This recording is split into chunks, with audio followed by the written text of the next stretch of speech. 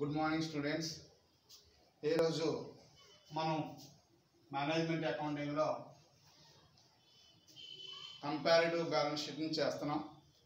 Previous క్లాస్లో మనం comparative balance sheet ఎలా చేయాలి అనేది బోర్డు మీద చేసి చూపిస్తే మీ అందరూ కూడా చేయడం జరిగింది. ఈరోజు మీకు ఐడియా ఉంది కాబట్టి సమ్ చెప్తాను, మీరు సాల్వ్ చేయండి.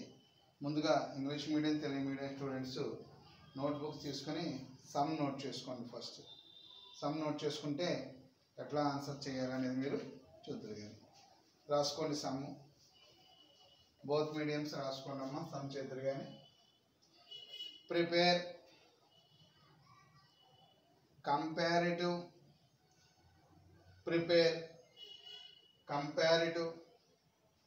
balance sheet. Prepare comparative balance sheet from the following.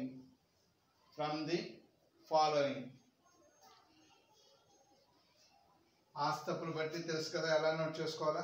Particulars 2001 2002, మళ్ళా పర్టికులర్స్ 2001 2002 లేదా లయబిలిటీస్ 2001 2002, అసెట్స్ 2001 2002. అంటే బ్యాలెన్స్ షీట్ చెప్పాం కాబట్టి లయబిలిటీస్ అసెట్స్ అని పెట్టుకోండి. దాదాపు 8 ఐటమ్స్ ఎన్నో ఉండేలా కొంచెం పెద్ద బ్యాలెన్స్ షీట్ని ఓపెన్ చేసుకోండి. Prepare comparative balance sheet from the following. దిగువ వివరాలతో తులనాత్మక ఆస్తి అప్పులు పట్టి తయారు చేయండి. దిగువ వివరాలతో తులనాత్మక ఆస్తి అప్పులు పట్టి తయారు చేయండి. దిగువ వివరాలతో తులనాత్మక ఆస్తి అప్పులు పట్టి తయారు చేయండి. అప్పులు మొత్తం, ఆస్తులు మొత్తం. అప్పులు డేటు 2001 ఒక కాలము, 2002 లయబిలిటీస్ 2001 2002. అలాగే అసెట్స్ 2001 2002 2001 2002. ముందుగా లయబిలిటీస్లో ముందుగా అప్పుల వైపు ఈక్విటీ షేర్ క్యాపిటల్, ఈక్విటీ వాటా మూలధనము. ఈక్విటీ షేర్ క్యాపిటల్, ఈక్విటీ వాటా మూలధనము. ఈక్విటీ వాటా మూలధనము 6 lakhs. సెకండ్ కాలం 8 lakhs. 6 lakhs. నెక్స్ట్ కాలం 8 lakhs. రిజర్వ్స్ రెండవది. రిజర్వ్స్ 3,30,000 2,22,000. 3,30,000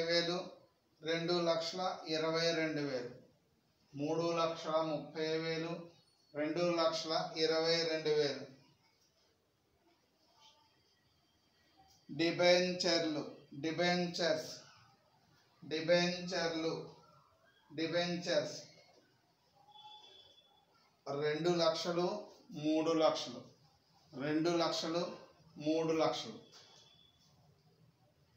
డిబెంచర్స్ 2 లక్షలు 3 లక్షలు. బిల్స్ పేయబుల్ చెల్లింపు బిల్లులు. బిల్స్ పేయబుల్ చెల్లింపు బిల్లులు 50,000 45,000. 50,000 45,000.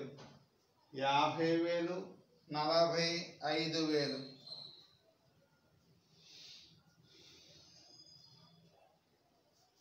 లాంగ్ టర్మ్ లోన్స్ దీర్ఘకాలిక అప్పులు. లాంగ్ టర్మ్ లోన్స్ దీర్ఘకాలిక అప్పులు. లాంగ్ టర్మ్ లోన్స్ దీర్ఘకాలిక అప్పులు 1,50,000 2 లక్షలు. 1,50,000 2 లక్షలు.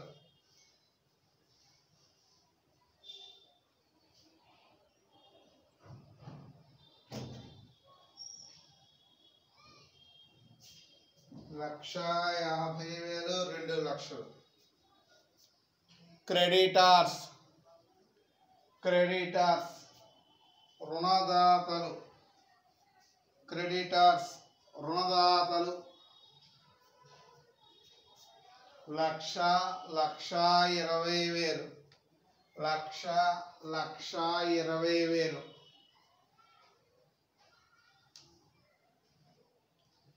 ఇతర ప్రస్తుత అప్పులు అదర్ కరెంట్ లయబిలిటీస్ ఇతర ప్రస్తుత అప్పులు అదర్ కరెంట్ లయబిలిటీస్ ఇతర ప్రస్తుత అప్పులు 5,000 10,000 5,000 10,000 5,000 10,000 అసెట్స్లో ఆస్తుల్లో రెండో వైపు ఆస్తుల్లో ల్యాండ్ అండ్ బిల్డింగ్స్ ఆస్తుల్లో రెండో వైపు రాసుకోండి.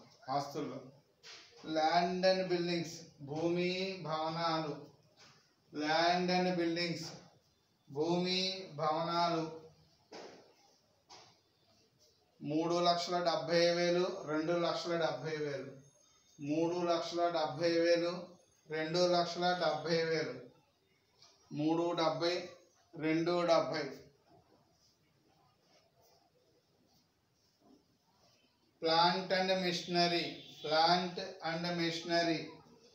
Plant and machinery 4,00,000 6,00,000 4,00,000 furniture 20,000 25,000 furniture 20,000 25,000 other fixed assets ఇతర ప్రస్తుత ఆస్తులు అదర్ ఫిక్స్డ్ అసెట్స్ ఇతర స్థిరాస్తులు 25,000 30,000 25,000 30,000 క్యాష్ ఇన్ హ్యాండ్ చేతిలో నగదు 20,000 80,000 80,000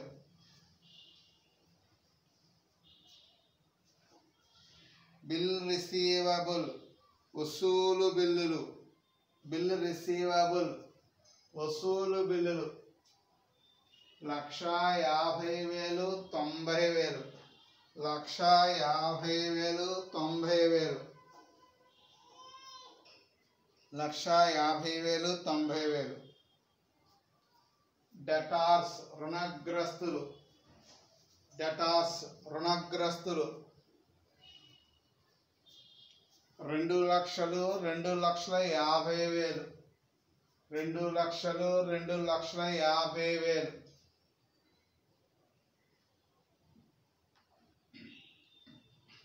స్టాక్ 2,50,000 3,50,000 స్టాక్ 2,50,000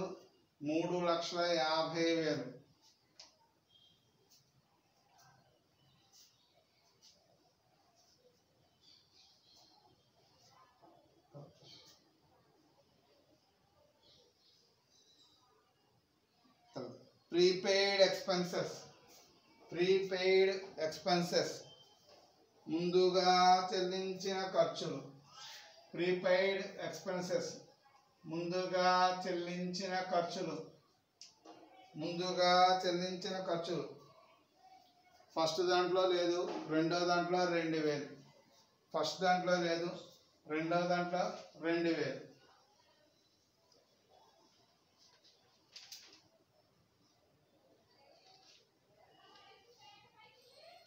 టోటల్ ఫస్ట్ దాని టోటల్ 4,35,000 4,35,000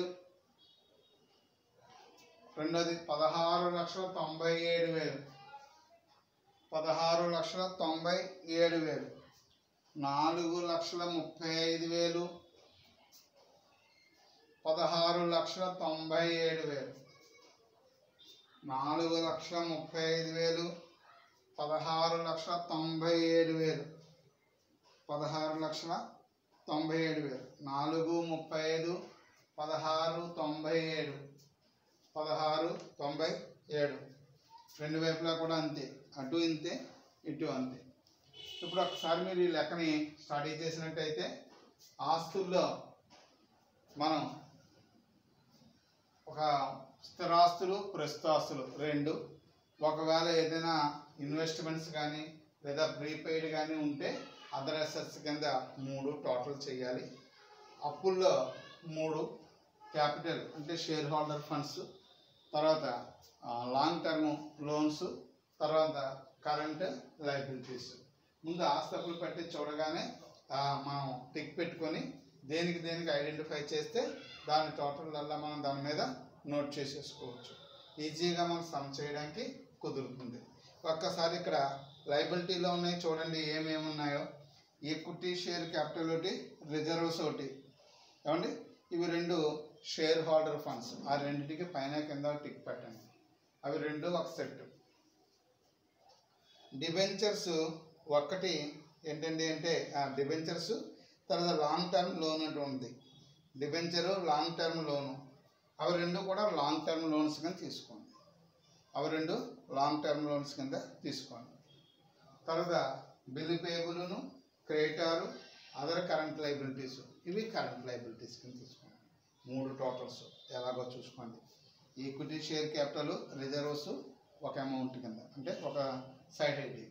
అలాగనే debentures long term loans, debentures long term loans అదొక పాయింట్, ఒక సైడ్ హెడ్డింగ్ కింద. అలాగే బిల్స్ పేబుల్, తర్వాత క్రెడిటార్స్, అదర్ కరెంట్ లయబిలిటీస్, ఇది ఒక సైడ్ హెడ్డింగ్ కింద తీసుకోండి. అలాగే అసెట్స్లో ల్యాండ్ బిల్డింగ్ ఒకటి, ప్లాంట్ అండ్ మెషినరీ ఒకటి, ఫర్నిచర్ ఒకటి, తర్వాత అదర్ ఫిక్స్డ్ అసెట్స్, ఏమండి అవన్నీ ఒక కాలం కింద తీసుకోండి. దాని తర్వాత ఇన్వెస్ట్మెంట్స్ ఎలాగ వేరే సైడ్ హెడ్డింగ్ వేసారో అలా వేరే సైడ్ హెడ్డింగ్ దగ్గర ప్రీపెయిడ్ ఎక్స్పెన్సెస్ చూపించండి. అది లాస్ట్ ఇయర్ ఏమి లేవు, ఈ సంవత్సరం ఉన్నాయి అంటే 2,000 పెరిగినాయి. దీని పర్సంటేజ్ 0 వస్తుంది, ఇంకేమీ రావు. తర్వాత cash, bill receivable, debtors, stock, ఇదేమో కరెంట్ అసెట్స్ కింద తీసుకోండి. ఇది కరెంట్ అసెట్స్ కింద తీసుకోండి. అండి సమ్ చూడగానే ముందు మనం ఎడగొట్టుకునేటప్పుడు ఆస్తులు 3గా, స్థిరాస్తులు, చరాస్తులు, ఒకవేళ పెట్టుబడులు కానీ ముందుగా చెల్లించిన ఖర్చులు కానీ ఉంటే అలాంటివి ఒకటి, అవి 3 గ్రూపుల కింద. అలాగే లయబిలిటీ సైడ్ తీసుకుంటే షేర్ హోల్డర్ ఫండ్స్ అంటే ఏంటంటే క్యాపిటల్, రిజర్వ్స్ అటువంటివన్నీ షేర్ హోల్డర్ ఫండ్స్. తర్వాత లాంగ్ టర్మ్ లోన్స్ ఏంటంటే డిబెంచర్స్, లాంగ్ టర్మ్ లోన్స్ అని ఏమైనా ఇస్తే అవి లాంగ్ టర్మ్ లోన్స్ కింద. ఇక క్రెడిటార్స్, బిల్స్ పేబుల్ ఇలాంటివన్నీ కూడా మనం కరెంట్ లయబిలిటీస్ కింద తీసుకోవాలి. అండి నేను టేబుల్ పూర్తిగా ఇవ్వలేదు కానీ మీకు తెలియడం కోసం ఫిక్స్డ్ అసెట్స్ టోటల్ అయితే, స్థిరాస్తులు టోటల్ అయితే 8,15,000, 9,25,000, తేడా 1,10,000 పెరిగింది, పర్సంటేజ్ 13.5 పెరిగింది. అంటే మీరు చేస్తున్నప్పుడు కంపేర్ చేసుకోవడం మనకు వస్తుంది, అంతేగాని ఇది ఎక్కించడానికి ఆన్సర్ కాదు. ఓకే. అలాగే అదర్ అసెట్స్లో మీరు ప్రీపెయిడ్ ఎక్స్పెన్సెస్ వేసుకోవచ్చు. 2,000 పెరిగినా తగ్గింది ఏమీ లేదు.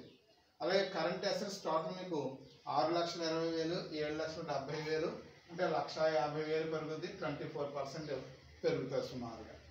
మరి కరెంట్ లయబిలిటీస్ అనేవి అసెట్స్లో తీసేయవలసినవి దాని టోటల్ 1,55,000, 1,75,000 అంటే 20,000 పెరిగింది, పర్సంటేజ్లో 12.9% పెరిగింది.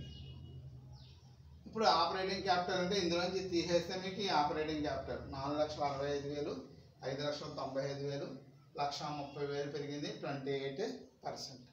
అప్పుడు ఈ అసెట్స్ అన్నీ కూడితే ఇక్కడ 12,80,000, 15,20,000 ఇది ఏంటంటే టోటల్ అసెట్స్ కదండి. టోటల్ అసెట్స్ టోటల్ సమ్ ఇదే కదా, టోటల్ అసెట్స్ కావాలి కదా. 15,22,000 12,80,000, 15,22,000 పెరిగింది. 2,42,000, 18.91% పెరుగుతుంది. అలాగే లైబిలిటీ సైడ్లో అయితే లాంగ్ టర్మ్ లోన్స్ ఎంత వస్తాయంటే 3,50,000, 5 లక్షలు అంటే 1,50,000 పెరిగింది, 42% పెరిగింది. అలాగే కరెంటు అది క్యాపిటల్ రిజర్వ్స్ 9,30,000, 10,22,000 అంటే 92,000 పెరిగింది, 19.89% పెరిగింది. అలాగే టోటల్ లైబిలిటీస్ మొత్తం ఇవి long term loans, share holder funds అన్నీ కలుపుకుంటే ఇది 12,80,000, 15,22,000 అంటే 2,42,000 పెరిగింది. అంటే పర్సంటేజ్లో 18.91% పెరగడం అనేటువంటిది జరిగింది. అంటే ఈ సమ్ము అయిపోయింది కదా. మళ్ళీ నెక్స్ట్ సమ్ము డిక్టేట్ చేస్తాను, ఒకసారి రాసుకుందరు కానీ కరెక్ట్గా అయిందో లేదో ఒకసారి చూసుకోండి, అర్థమవుతుందా?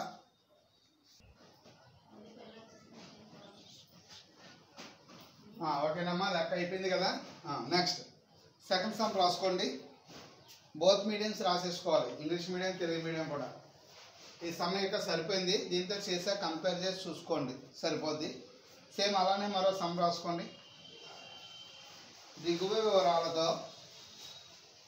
వివరాలతో తులనాత్మక ఆస్తపులు పట్టి తయారు చేయండి. దిగువ వివరాలతో తులనాత్మక ఆస్తపులు పట్టి తయారు చేయండి. Prepare comparative balance sheet. Prepare comparative balance sheet from the following. దాదాపు ఒక 10 ఐటమ్స్ వరకు ఉన్నాయి. ఒక పెద్ద ఆస్తులు బట్టి గీయండి. Liabilities 2001, 2002, assets 2001, 2002. లైబిలిటీస్ 2001 సంవత్సరం, 2002 సంవత్సరం. అలాగే అసెట్స్ 2001, 2002. కొద్దిగా పెద్దదిగా ఉండేటట్టు గీయండి. స్కేల్ పెన్సిల్ తీసుకుని బ్యాలెన్స్ షీట్ నిర్మించండి. ఒక 10-12 ఐటమ్స్ వస్తాయి. కొంచెం పెద్దదిగా ఉండేటట్టు బ్యాలెన్స్ షీట్ గీయండి. అప్పులు 2001, 2002. ఆస్తులు 2001, 2002. అప్పులు 2001, 2002. ఆస్తులు 2001, 2002. ముందుగా లైబిలిటీ సైడ్ రాసుకోండి. అప్పుల వైపు రాసుకోవాలి. అప్పుల వైపు ఫస్ట్ ఐటమ్ షేర్ క్యాపిటల్, వాటా మూలధనము. షేర్ క్యాపిటల్, వాటా మూలధనము 800, సెకండ్ కాలము 1200. 800, 1200. 800, 1200. Second one capital reserve, reserve నిధి. క్యాపిటల్ రిజర్వ్, మూలధన రిజర్వ్. క్యాపిటల్ రిజర్వ్, మూలధన రిజర్వ్ అని రాసుకోండి. క్యాపిటల్ రిజర్వ్, మూలధన రిజర్వ్ 120, 220. 120, 220. క్యాపిటల్ రిజర్వ్ తర్వాత మళ్ళీ ఇంకో రిజర్వ్, రిజర్వ్స్ అని రాసుకోండి. రిజర్వులు, క్యాపిటల్ రిజర్వ్ తర్వాత థర్డ్ ఐటమ్ రిజర్వులు. రిజర్వ్స్ 444, 444. సెకండ్ కాలం 418. 444, 418. ఓకే, 444 ఒక సంవత్సరం, 418 రెండవ సంవత్సరం. తర్వాత సింకింగ్ ఫండ్, నిక్షేప నిధి. సింకింగ్ ఫండ్, నిక్షేప నిధి 80. నెక్స్ట్ కాలం 100. 80. నెక్స్ట్ కాలం 100. డిబెంచర్స్, 400, 650. 400, 650. 400, 650. క్రెడిటార్స్, రుణదాతలు. క్రెడిటార్స్, రుణదాతలు 510 230 510 230 ఇతర ప్రస్తుత అప్పులు అదర్ కరెంట్ లయబిలిటీస్ ఇతర ప్రస్తుత అప్పులు అదర్ కరెంట్ లయబిలిటీస్ 14 24 14 24 ఆస్తుల్లోకి రండి సెకండ్ వైపుకి రండి రెండో పక్కన చెప్తున్నాను సైడ్ హెడింగ్ కరెంట్ అసెట్స్ ప్రస్తుత ఆస్తులు కరెంట్ అసెట్స్ ప్రస్తుత ఆస్తులు సైడ్ హెడింగ్ పెట్టుకోండి దాని కింద డెటార్స్ రుణగ్రస్తులు డెటార్స్ రుణగ్రస్తులు 418 సెకండ్ కాలం 380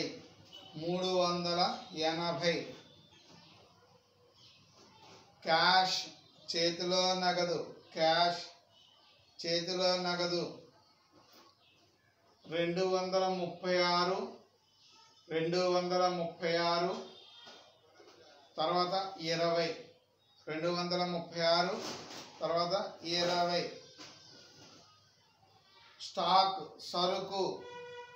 స్టాక్ సరుకు 320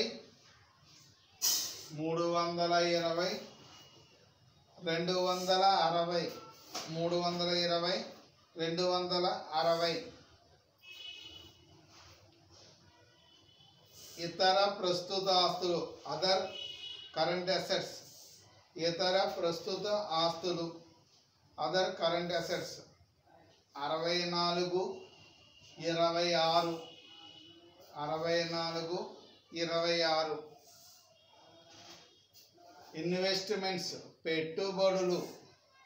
ఇన్వెస్ట్మెంట్స్ పెట్టుబడులు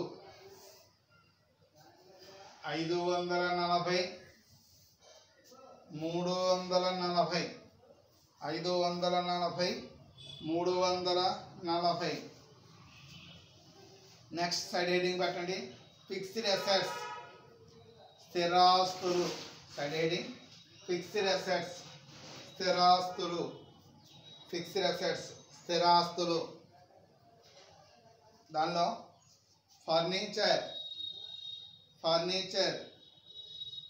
18 ఫస్ట్ సింగిల్ అంకి 18 తర్వాత అంకి 36 18 తర్వాత 36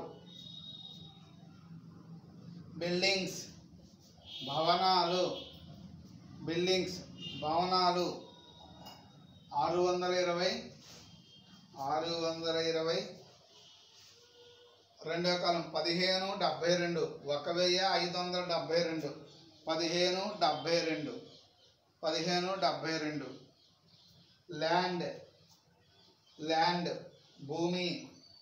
ల్యాండ్ భూమి 40 60 ఫస్ట్ 40 తర్వాత 60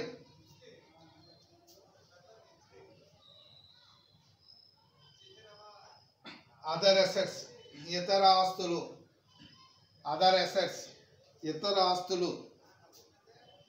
112 148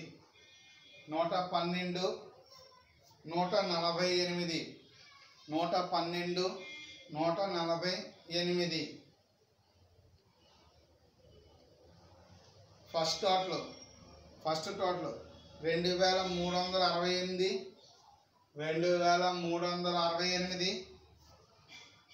రెండో టోటల్ 2842 ఫస్ట్ కాలం 2368 2368 సెకండ్ది 2842 అప్పుల వైపు కూడా ఫస్ట్ టోటల్ 2368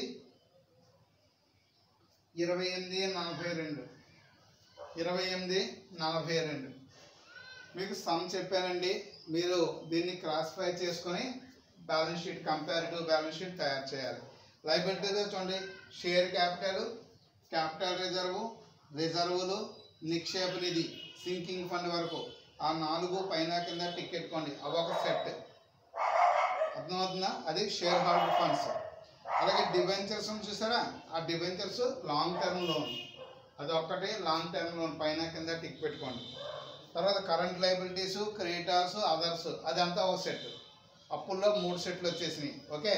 అలాగే ఆస్తుల్లో కరెంట్ అసెట్స్ అని ఆడే ఇచ్చాడు. డెటార్స్, క్యాష్, స్టాకు, అదర్స్ అంతవరకు కరెంట్ అసెట్స్, అదొక బాక్స్ పైన కింద టిక్. అలాగే ఇన్వెస్ట్మెంట్స్ ఒక్కటి ఒక బాక్స్, అంటే పెట్టుబడులు ఒక్కటి ఒక కాలం, ఒక టోటల్.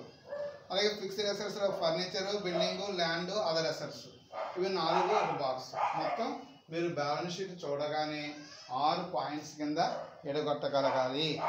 ఆస్తుల్లో అయినట్టయితే స్థిరాస్తులు, తర్వాత ఏంటండి ప్రస్తుత ఆస్తులు, ఇతర ఆస్తులు ఏమైనా ఉంటాయి అది. అలాగే అప్పుల్లో కూడా వాటాదారుల నిధులు, తర్వాత ఏంటంటే స్థిర అప్పులు, తర్వాత ప్రస్తుత అప్పులు. అప్పుడు దేనికి దానికి వరుసగా కూడుకొని టోటల్ జాగ్రత్తగా చేసుకొని మీరు సమ్ మొత్తం కంప్లీట్ చేసుకోవాలి. అంటే ఈ రోజుకి మనం 2 మోడల్స్ పూర్తి చేసుకున్నట్టుగా చెప్తున్నాను. కంపారిటివ్ స్టేట్మెంట్ చెప్పానండి. అలాగే గత 2-3 క్లాసుల నుంచి కంపారిటివ్ బ్యాలెన్స్ షీట్ చెప్పాను. ఓకేనా? నెక్స్ట్ క్లాసులో next model, 3rd model common size income statement అని ఉంటుంది. దానికి వెళ్తాం. Common size income statement. ఓకేనండి? అర్థమైంది కదండి? ఇవాళ చెప్పిన 2 సమ్స్ మీరే చేసుకోవాలి. సమ్స్ ఇచ్చాను మీకు ఏమైనా డౌట్ ఉంటే కనుక ప్రీవియస్ క్లాస్ ఓపెన్ చేసి చూసుకోండి. అప్పుడు సమ్ ఎలా చేశారో మీకు ఒక ఐడియా వస్తుంది. అప్పుడు ఈ సమ్ మీరు చేయగలరు. ఓకేనండి? Thank you.